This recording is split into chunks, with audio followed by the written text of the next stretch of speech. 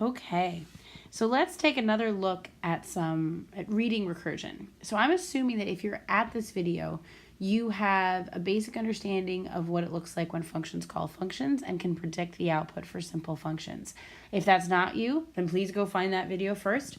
Also, I assume that you've actually done your best to try these problems. If you weren't successful, that is absolutely fine, but do the work first. Try it out, then I'll wait, then come back and watch this video. And if you want, what I'd recommend is you try one problem, you can watch part of the video and then stop and try and do the next problem. Okay, so you can use each of these problems as a way to test your understanding and develop and hone your process for solving these problems to make sure that your understanding is really, really deep. Because these are the fundamentals that'll help you build bigger and better programs. Okay, so let's start here to the left. We've got, what is this code output? We've got G of 10, okay? So the first step is that n is going to be equal to 10. And I'm going to print 10 dot dot dot. And then if n equals 0, I simply return. Well, that's not me right now. And then, otherwise, I'm going to do g of n minus 1. Okay, so that's going to give me g of 9. And that's going to give me g of 8. All the way down until I get to g of 0. So let's walk through that. So we got 10, 9, 8, 7. Okay, I'm going to do some dot dot dots. 3, 2, and then finally 1. And then if we do 0, we're going to call g of 0, but nothing's going to happen. Oh, wait, except I am going to print dot dot dot first. And do you know why that happens? Because this print is before my return. It's before my if. Okay, awesome. Let's take a counter example. Let's contrast this with the print being at the bottom. Okay, so let's see. We can keep going the same color. Okay, so the print between these two has moved. So now I'm going to try h of 10, and we're going to be doing the same thing, except I'm printing after I return. When I print before I return, I'm printing on each call. Here I'm printing on each return. So the calls I'm going to make is going to be h of 10, h of 9, h of 8, h of 2, h of 1, h of 0. Okay, let's walk through what this is going to look like. So when I call h of 9, h of 10, I'm going to make this call before I hit the print. So in fact, I'm going to call h of 0, and here I'm finally going to return back. I don't print anything. I don't print a single thing until I hit h of 1. This is the first print.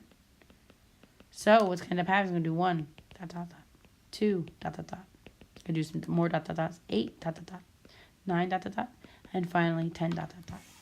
And so what you can see is that the order of the numbers between G and H completely changes because we've moved print. The code elements are exactly the same. These lines of code between G and H are identical.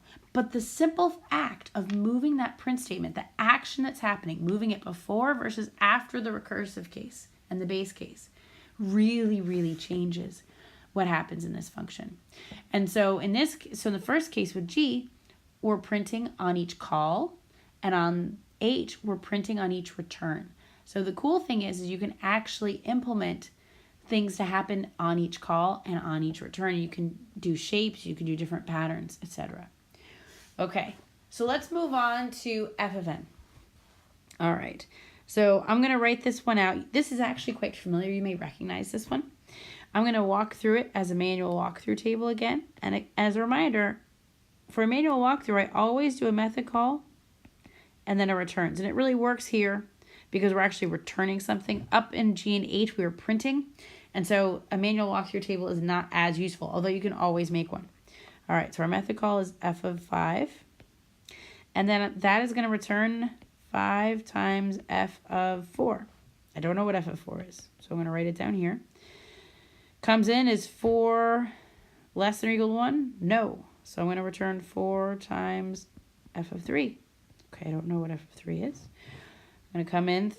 N is not less than 1 yet, so I'm going to keep going and keep going.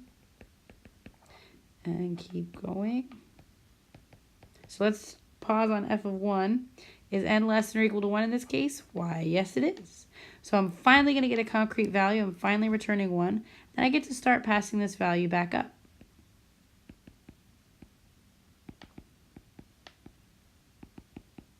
And finally, the solution I get is 120. Awesome. Now in the last case, function c, this one's a little different. So the function f, and to be honest, g and h as well, these are functions that you could turn around and implement as a loop fairly easily. In fact, because loops are likely to be more intuitive for you, it might be really easy to do that. It might be easier to understand them as loops than as recursion. C is a different example. C is an example of recursion that we use when we have sequences, strings, or lists, and things like that. So let's take a look of an alternative approach to using recursion in place of a loop here.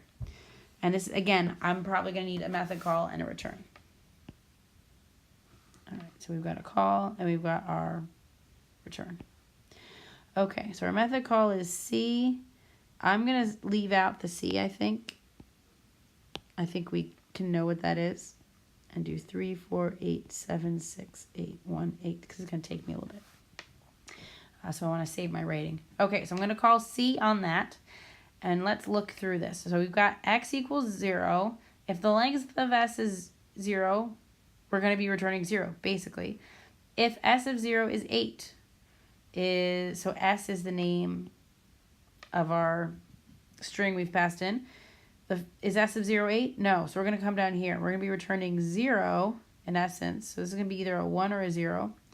But in this case, it's 0 plus, so we're going to do a 0 plus s of 1 to the length. So this colon here is known as the splice or substring operator in Python. And so what this does is we are going to start at index 1 and go up through but not including the length of s. So basically what this is doing is it's creating a duplicate string s that came in without the first letter or number. Okay, so here we're going to say 4, 8, 7, 6, 8. Oops. I'm going to need to put those C's in, aren't I? Okay. Trying to save myself some time, but I don't think I'll be clear without it. Okay. So 4, 8, 7, 6, 8, 1, 8. Okay, so we're going to say 0 plus C called on the rest of the string. Now, I don't know what that is. So 4, 8, 7, 6, 8, 1, 8. So let's see what that looks like. Is the first element 8? No, it is not. So I'm going to still add 0. And then I'm going to call this again on the rest of the string. And for a recursive function working with a sequence, like a string or a list, you can really... You can have this recursion proceed from left to right or from right to left. You just flop it a little bit. Okay, so let's try this. 8, 7, 6, 8, 1, 8. Here's our first one that we begin with an 8. So now we're finally getting to this else if where we're checking to see if the first element of the string is 8. And in this case it is. So now I have my first non-zero that I'm adding in. Have you figured out what it's counting yet? Do you think you can generalize? I'll keep going just in case you're not there yet, and that's totally fine. So my first element is not 8, so I'm going to keep going. My first element is still not 8. But now I'm going to have a couple more exciting moments. Haha, I have an 8. So I'm going to add a 1. I don't have an 8. I do have an 8. Yay, I have an 8. Okay. And now I'm getting down to the nitty-gritty, the bottom. Okay, so now my length, I got to put it down here. Now my length is 0. Okay, so now I get to start substituting in. And if you notice, as you go back, what's the sum going to be? Well, most of the time I'm adding 0. The only time I'm not adding 0 is here, here, and here. And if I add those together, I actually get 3. And if you'll notice, there are only 3 8s in my string. So what's actually happening is this is counting the number of 8s in a string.